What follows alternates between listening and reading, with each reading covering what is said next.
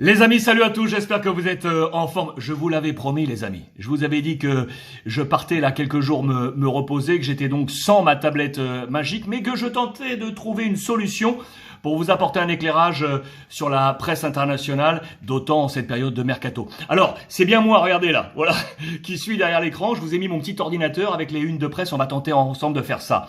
Et ce gros oui qui est à la une de la presse catalane, les amis. Ça y est, on semble trouver l'accord entre Ousmane Dembélé et le Barça. C'est vraiment l'actualité forte. Regardez la presse de ce dimanche avec ici la une de Marca. Benzema es único. Benzema est unique. Je reviendrai là-dessus dans quelques petites secondes. Mais là, ce grand oui entre les deux parties, le camp Dembélé et le camp Laporta, on est tombé d'accord les amis. On est tombé d'accord, oui, regardez, c'est en page intérieure, double page, signée de mon confrère Albert Masnou. Regardez, l'avantage c'est que je peux zoomer comme ça avec mon petit ordinateur. Vous souvenez de cette photo? Elle date de l'intronisation de Xavi aux commandes du Barça.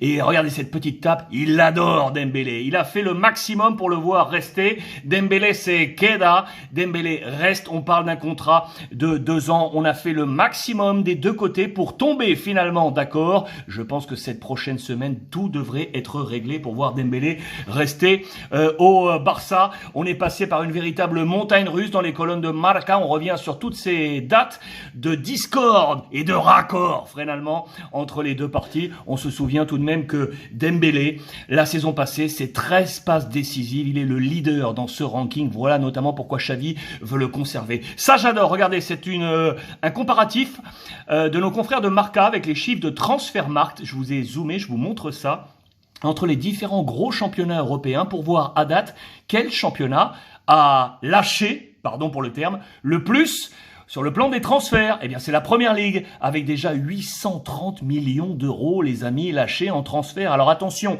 on compte également les joueurs qui étaient déjà arrivés, mais dont le transfert n'était pas encore définitif sur le plan comptable. Je pense notamment à Chiesa, par exemple, à la Juve. Les 40 millions sont tombés cet été. Voilà pourquoi on compte cet été. Pourquoi on compte Chiesa dans cette somme. Serie A, numéro 2, 369 quasiment millions d'euros. La Bundesliga est à la 3e position avec 290 millions. Les amis, c'est la Ligue 1 qui est en numéro 4 avec 205 millions d'euros. Avec le top 3, Vitinha, Paris Saint-Germain, Nuno Mendes, Paris Saint-Germain, là aussi comptabilisé cet été les 38 millions d'euros. Et Minamino à Monaco, 15 millions d'euros. On est devant la Liga espagnole, vous le voyez, pour l'instant avec top 3, Tchouaméni, Brais Mendes, attention à lui, je vous le dis, Real Sociedad en provenance du Celta Vigo, et Marcao Séville qui est arrivé pour remplacer Diego Carlos qui est parti du côté d'Aston Villa. Voici le top 5, vous l'aurez compris, pour l'instant, à date de ce marché des transferts avec les chiffres de Transfermarkt. Je voulais absolument vous montrer ça. On revient côté Barça avec l'opération sortie également. Trincao devrait prendre la direction du Portugal, les amis, avec le Sporting. C'est une opération à 20 millions d'euros, 10 tout de suite, et puis le Barça conserve 50% lors de la prochaine vente, ce qui devrait rapporter au Barça à peu près 10 millions d'euros, le 10 plus 10 pour une opération, donc vous l'aurez compris,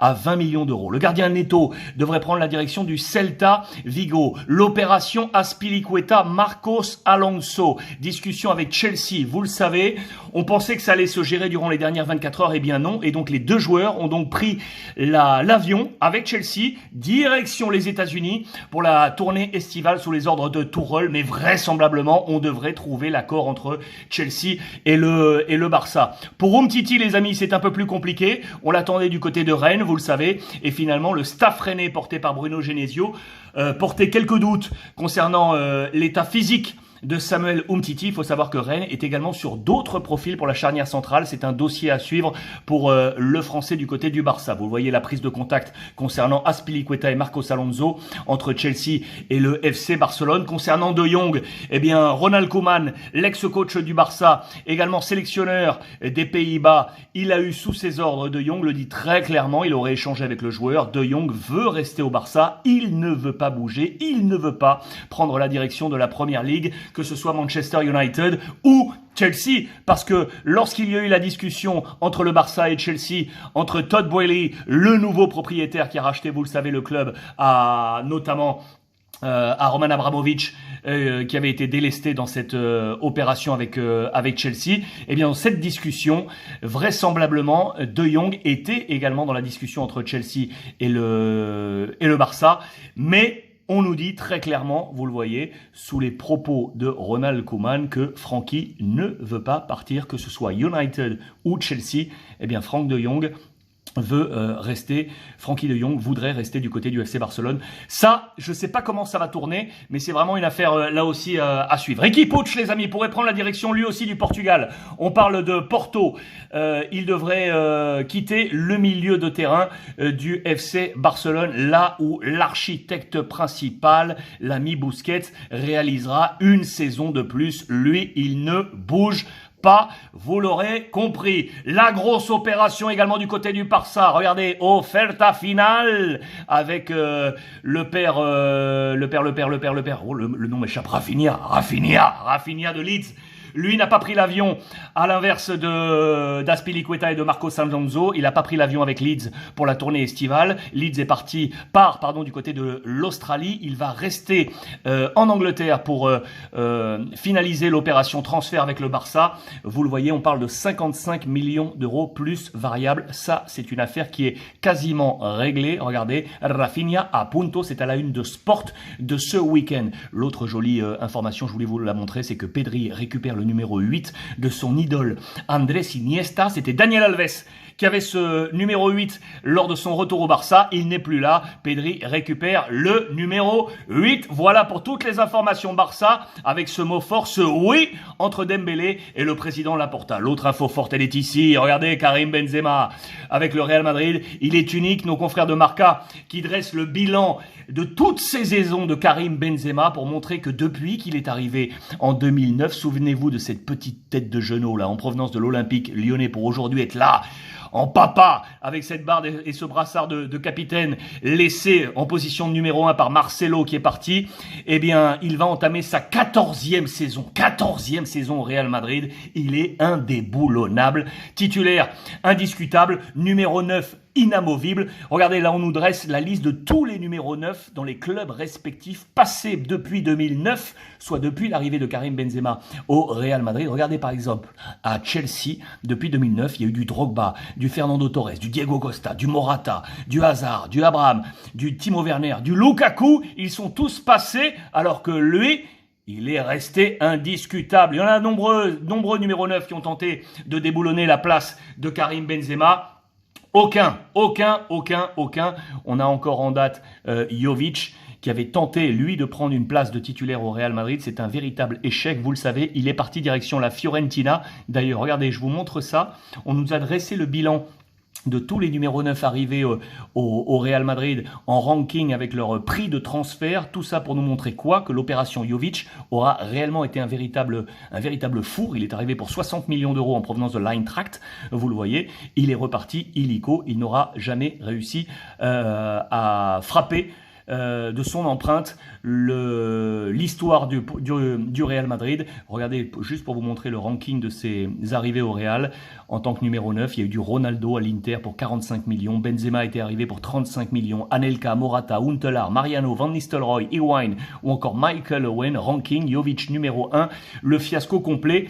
Ça, c'est tous les joueurs, quel que soit le poste. Jovic passe ici à la 8e position avec les 60-63 millions d'euros. Le transfert le plus cher de l'histoire pour l'instant au Real, c'est toujours Eden Hazard, 115 millions d'euros. Je vous laisse porter un regard sur ce ranking. Le Real qui a repris le schéma de la reprise pour cette prochaine saison. 6 titres possibles pour Carlo Ancelotti. Le record, vous le savez, c'est 4 en une saison. Il était pour Zizou 2016, 2017, 2018. Premier titre en jeu pour le Real Madrid de Carlo, c'est la Super Coupe d'Europe qui se disputera le 10 août prochain à Helsinki face à l'Eintracht. Il compte sur toute cette nouvelle équipe. On attendait Mbappé, pas de Mbappé, mais on a du Rudiger, on a du Tchouaméni, on a également, regardé, Odriozola qui est arrivé pour le poste de latéral en provenance de la Fiorentina, vous le savez. On nous raconte une petite histoire ici. Il s'est fait cambrioler lors de ses derniers mois à Florence, dans sa maison, et on lui a absolument tout dérobé, sauf son trésor, c'est son premier maillot lorsqu'il a débuté à Bernabéu sous les couleurs du Real Madrid. C'était le 22 septembre 2018 face à l'Espagnol. Son trésor, il est toujours en main. Camavinga, lui, c'est un trésor pour le Real Madrid. Au milieu de terrain, il est arrivé plus fort que jamais physiquement.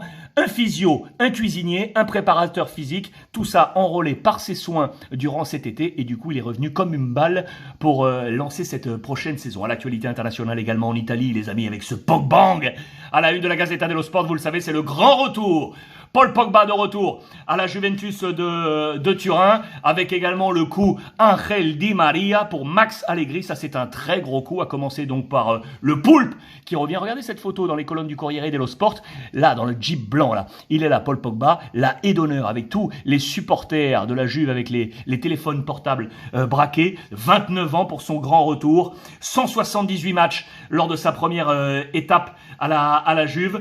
34 buts inscrits pour lui. Je vous montre ici tous les titres qu'il avait trustés. Il en avait trusté 9 en 1, 2, 3, 4 saisons à la Juve. Il était parti ensuite, vous le savez, pour Manchester United pour 105 millions d'euros. Une plus-value réalisée par la Juve alors de 73 millions d'euros. Ça, c'est un très bon coup. Puisqu'on parle de chiffres, sachez que Max Allegri a trouvé l'appui facile d'Andrea Agnelli, son patron, photo prise lors de la première étape, vous vous en doutez, de Paul Pogba. Maintenant que Cristiano n'est plus là, Paul Pogba est une véritable machine merchandising importante pour la Juve. On compte sur lui pour battre le record. Première année de Cristiano, on avait réussi opération merchandising sur l'année entre 40 et 50 millions d'euros.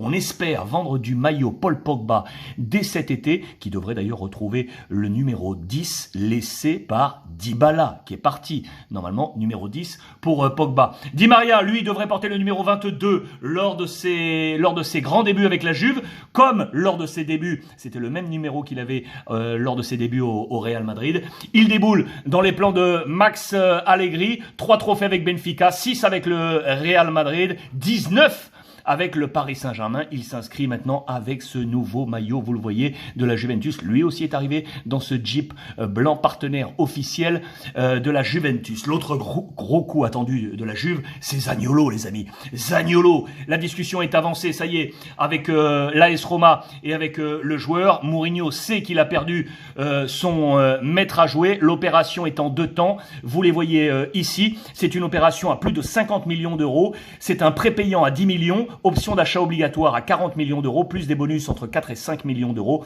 soit une opération à 55 millions d'euros. L'AS Roma en voulait 60. Vous voyez qu'on est en train de trouver le chemin d'accord entre les différentes parties.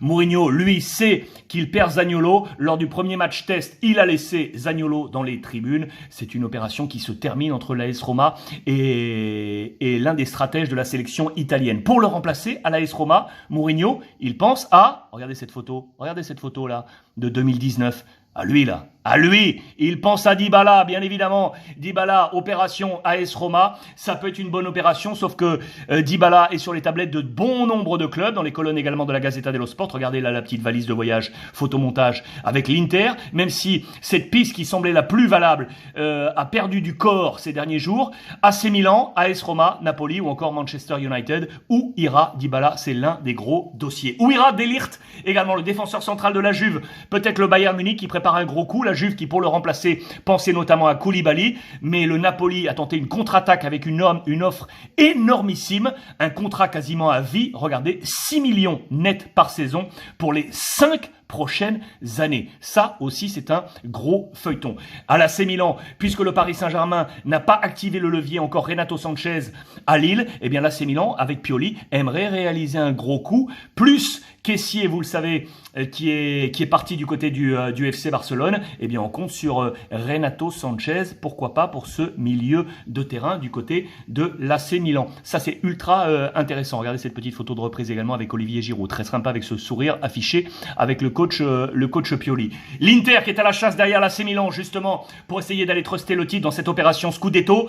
Inzaghi qui change son mur défensif. Skriniar devrait filer du côté du Paris Saint-Germain pour le remplacer. C'est lui, le Brésilien Bremer du Torino. 25 ans, 33 matchs la saison passée, 3 buts inscrits. Il est la référence offensive voulue par Inzaghi qui offensivement, vous le savez, a retrouvé sa paire d'attaque. Lula, Lukaku, Lautaro, de nouveau réunis, le géant belge revenu de Chelsea. Du coup, conclusion dans les colonnes de la Gazzetta dello Sport, on se pose la question, qui pour l'instant au marché des transferts est devant Milan, l'Inter ou la Juve? Regardez, je vous ai grossi tout ça. La Juve avec en noir les transferts déjà entérinés, en jaune, ceux visés. Je vous ai parlé de Koulibaly. Regardez, Paredes également du Paris Saint-Germain pour Max Allegri. Voici le visage de la Juve à date. Voici le visage de l'Inter également, avec Mkhitaryan et Lukaku d'ores et déjà arrivés. Bremer est donc ciblé, et du côté du champion en titre, l'AC Milan. Origi est arrivé de Liverpool pour compléter Giroud et Ibrahimovic. Renato Sanchez visé, De Ketelaere de Bruges, le petit stratège milieu terrain absolument fantastique. On le voit comme un futur Kaka. Dernière information du jour, je voulais vous montrer ça. Du côté de la Première Ligue, rapidement, avec le coach de Manchester United, Ten Hag, lorsqu'il était sous les couleurs de l'Ajax, il veut justement aller choper son ancien joueur, Lisandro Martinez, pour sa défense. Les contacts sont très avancés, cela devrait être opéré. Lisandro Martinez qui devrait rejoindre Manchester United. Chez le voisin, Manchester City, je vous en avais déjà parlé, ce sourire, c'est celui de Julián Álvarez qui vient, ça y est, de quitter River Plate. Il avait été acheté à l'hiver dernier pour 14 millions de livres, c'est ici inscrit. Il avait été laissé en prêt à River, il avait réussi depuis février avec 17 buts inscrits en 24 matchs. Voilà pourquoi Pep Guardiola est allé le chercher. Déclaration à peine il y a quelques heures seulement, il veut s'inscrire comme les grands Argentins qui ont porté le maillot de Manchester City. Il veut bien évidemment parler de Carlos Tevez, du Kun Agüero et de Zabaleta. Le sourire de Julián Álvarez pour rejoindre le camp Pep Guardiola. Voilà les amis, pour ce point complet, j'espère dans cette opération bricolage vous avoir apporté le maximum. Je vous souhaite le meilleur et n'oubliez pas, comme d'habitude, profitez des vôtres. Je vous embrasse.